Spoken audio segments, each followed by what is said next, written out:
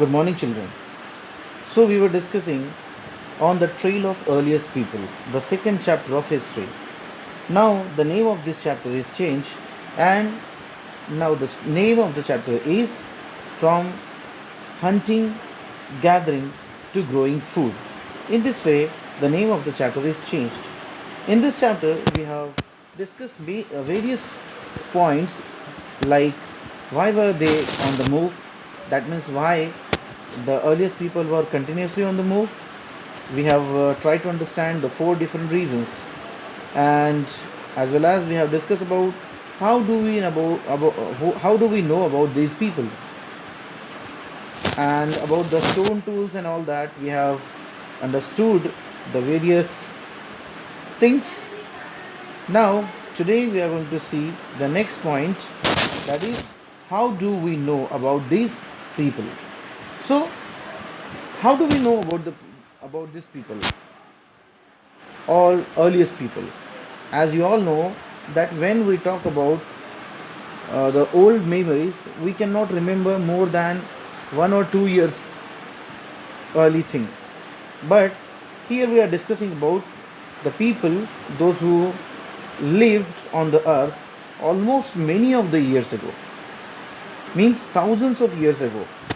So how do we know about all these people? That we are going to understand in this chapter. So how do we know about all these people? Archaeologists have found some of the things hunters and gatherers made and used. It is likely that people made and used tools of stone, wood, and bone, which stone tools have survived best. Means out of all this, stone tools, wood tools, as well as bone tools, the stone tools have survived in a best condition. About all this we have seen in the last period also. Some of these stone tools were used to cut the meat and bone scrap, bark of the trees, and hides of the animals and skin. It is also used for chopping fruit and root. Some may have been attached with the handle of the bone or sometimes of wood to make spears and arrows for hunting. Other tools were used to chop wood, which was used as firewood, was also used to make huts as well as tools. So as you can see in these pictures, the same way the stone tools and the tools made up of bones and all that were used by the people. Here activities like how the stone tools were used for digging out the land, or stitching the clothes made out of the animal skin. In this way, the you can say the stone tools, wood tools, or bone tools were used. Now, the next point that you are going to understand is choosing a place to live in. You know very well that earlier the people were not living in the houses and all that. So, where they were living? They were living in various places. So, how they were living? They were choosing the place to live in. All the places marked in this map. Can you see this map? All the places marked in the map, like there are various points like red triangles, are sites from which archaeologists have found evidences of hunters and gatherers. Hunter gatherers lived in many more places. Only some are shown on the map. Many sites were located near sources of water. Most of the people were probably preferring to live near the water, because you know very well the water is very important for the life. Such as they were living near such as rivers, lakes.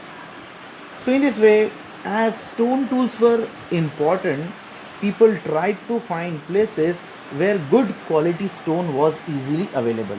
That means people were living not only near the water, but also they were living, or they were choosing the places where the good quality of the stone is available. Places where stone was found and where people made tools are known as factory sites. How do we know where these factories were? Usually we find block of stones, tools, and were made and perhaps discarded because they were not perfect, and chips of were stone left behind at these sites. Sometimes people lived here for longer spell of time. These sites are called habitation cum factory site.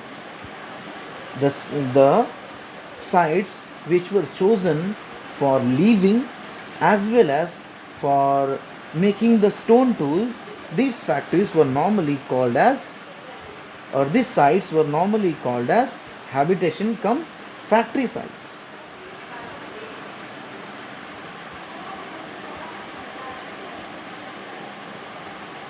Now, finding out about fire.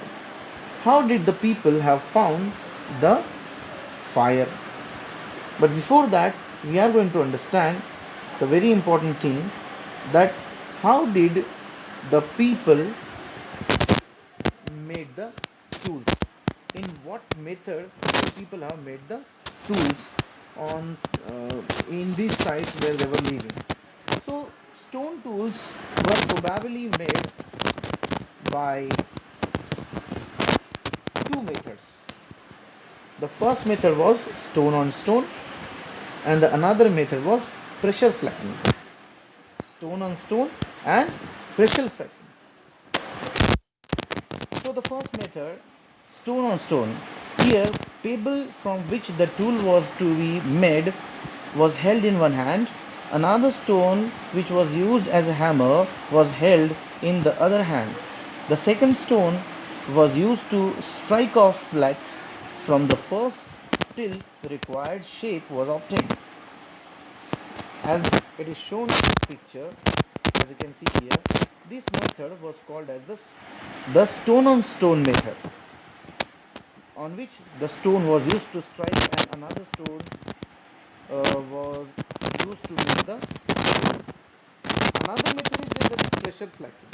What is pressure flattening? Here the core was placed on a firm surface. Core means what? Through which the stone tool was made. So this core was placed on a firm surface. The hammer stone was used on a piece of bone or stone that was placed on the core. So sorry, the core means what? The core means the place on which the stone or bone from which the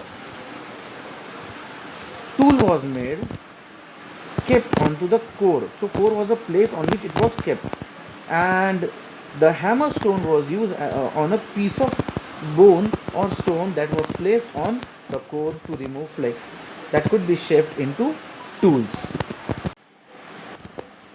Now the next point that we are going to understand is finding out about fire. So how did people have found the fire? Traces of ash have been found here on the sites where the people were living. This suggests that people were familiar with the use of fire.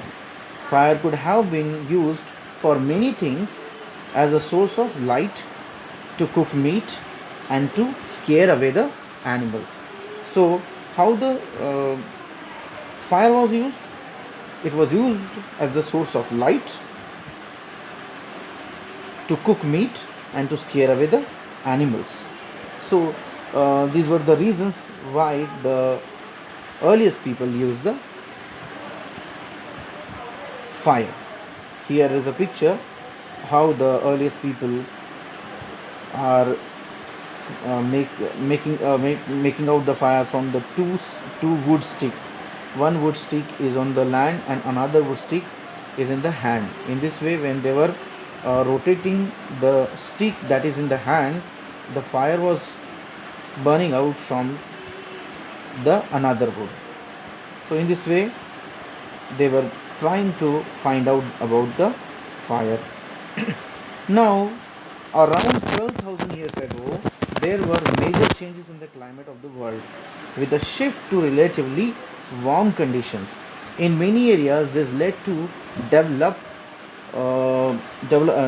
development of the grasslands.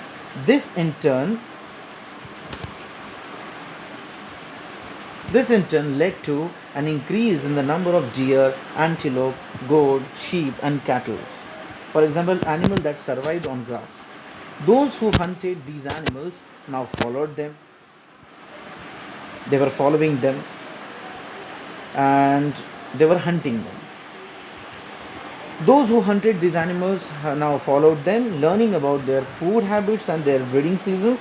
It is likely that this helped people to start thinking about herding and rearing animals themselves. Fishing also became important. This was also a time when several grain bearing grasses, including wheat, barley, and rice, grew naturally. Uh, this grew in different parts of the subcontinent. Men, women, children probably collected these grains as a food and learnt where they grew and when they ripened. This may have led to think about growing plants on their own. So here it started the farming. The beginning of farming and herding. Here we are going to see the next point. How the farming started. With the development of the grassland, people came to know about growing wheat, barley, rice in different parts of the subcontinent. This is how they started practicing farming. People also people also attract and then tempt the animal by leaving food for them near their shelters. The first animal to be tamed was the wild ancestor of the dog. Animals such as sheep, goat, cattle, and also the pig lived in herds, and most of them ate grass. Often people protected these animals from attacks by other wild animals. This is how they became herders. So in this way the agricultural practices started. As you can see the agriculture, and the first animal the people have domesticated was the wild ancestor of the dog. In this way, all these points we have discussed till now. The remaining part of the chapter we will see in the next period. Till then, thank you very much.